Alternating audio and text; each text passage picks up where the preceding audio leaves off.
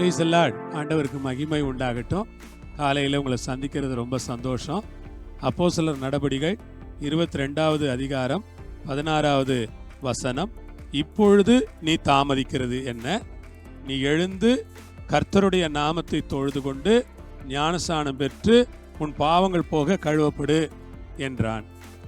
பவுல் தான் வாழ்க்கையில் நடந்ததை இந்த இடத்துல சாட்சியாக அறிவிக்கிறார். அப்படி அவர் சாட்சியாக அறிவிக்கிற வேளையில் பவுல் என்ன சொல்றாரு? பவுல்கிட்ட அனனியா வந்தார் இல்லையா? அனனியாவை தான் ஆண்டவர் அனுப்பினார். அனனியா கிட்ட ஆண்டவர் சொன்னார், நீ எழுந்து நேர்த்தெருவுக்கு போ, அங்கே சவுல் என்னப்பட்ட அந்த வாலிபன் இப்பொழுது ஜெபம் பண்ணி கொண்டிருக்கிறான். அனனியா சொன்னார், ஆண்டவர் எப்படி போகிறது?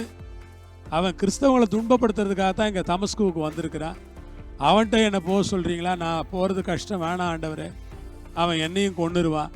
இப்போ ஆண்டவர் சொல்கிறார், இல்லை நீ போ, அவன் எனக்காக வாழ வேண்டியது இருக்கிறது, அவன் நான் எனக்காக தெரிஞ்செடுத்திருக்கிறேன், அதனால் தைரியமாக போப்பா என்று கர்த்தர் சொல்லுகிறார்.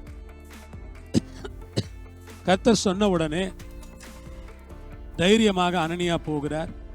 அனனியா போய் ஜெபம் பண்றார். அப்பொழுது பவுல் பரிசுத்த ஆவியிலே நிரப்பப்படுறார். கண்களிலிருந்து மீன் செதில்கள் போன்றவைகள் வந்து விழுகிறது. பார்வை அடைகிறார். உடனே அவருக்கு ஞானஸ்நானம் கொடுக்கிறார். இதை பவுல் இந்த இடத்துல ஞாபகப்படுத்துகிறார். அப்ப என்ன நடந்துச்சா? நீ தாமதிக்கிறது என்ன? அனனியா கேட்டிருக்கிறார், நீ என்னப்பா ரொம்ப தாமதிக்கிற? தாமதிக்க வேணாம், நீ எழுந்து கர்த்தருடைய நாமத்தை தொழுதுகொள். அல்லேலூயா. பவுலை பார்த்து அனனியா சொல்றார், நீ எழுந்து கர்த்தருடைய நாமத்தை தொழுதுகொள். நீ தாமதிக்கிறது என்ன?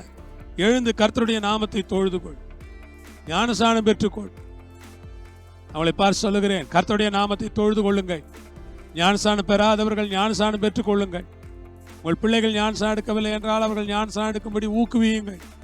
ஞானஸ்நானத்துக்கு நேராக அவர்களை உற்சாகப்படுத்துங்கள். ஞானஸ்நானத்துக்கு அவர்களை வழிநடத்துங்கள். ஞானஸ்நானம் பெற்று நீ ஞானஸ்நானம் பெற்று, கர்த்தருக்கு ஸ்தோத்திரம், நீ ஞானஸ்நானம் பெற்று உன் பாவங்கள் போக கழுவப்படு என்ற. பாவத்தை எல்லாம் கழுவுறதுக்கு ஞானஸ்நானம் எடுத்துக்க. பிரியமானவர்களே, நம்முடைய கிறிஸ்தவ வாழ்க்கையில பாவங்கள் போக கழுவப்படுது அவசியம். ஞானஸ்நானத்தின் மூலமாய் ஆண்டவர் நம்மை சுத்திகரிக்கிறார். ஞானஸ்நானத்தின் மூலமாய் ஆண்டவர் நம்மை பரிசுத்தப்படுத்துகிறார். ஞானஸ்நானத்தின் மூலமாய் ஆண்டவர் நம்மை தகுதிப்படுத்துகிறார்.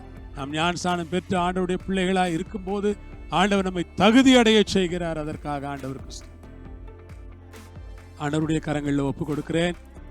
ஆண்டவர் மகிமைப்படுவாராக. நீங்களும் ஆண்டவர் கீழ்ப்படியுங்கள். ஆண்டவருக்கு உங்கள் வாழ்க்கையை ஒப்பு கொடுங்கள். உங்களை முழுவதுமாய் ஆண்டவருக்கு அர்ப்பணித்துக் கொள்ளுங்கள். ஆண்டவர் உங்களோடு இருந்து பெரிய காரியங்களை செய்வார். அதற்காக ஆண்டவரை நான் ஸ்தோத்திரிக்கிறேன்.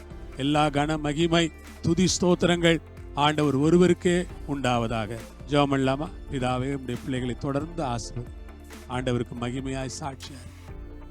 ஆமென். கர்த்தர் உங்களை ஆசீர்வதிப்பார், உங்களோடு இருப்பார். ஆமென்.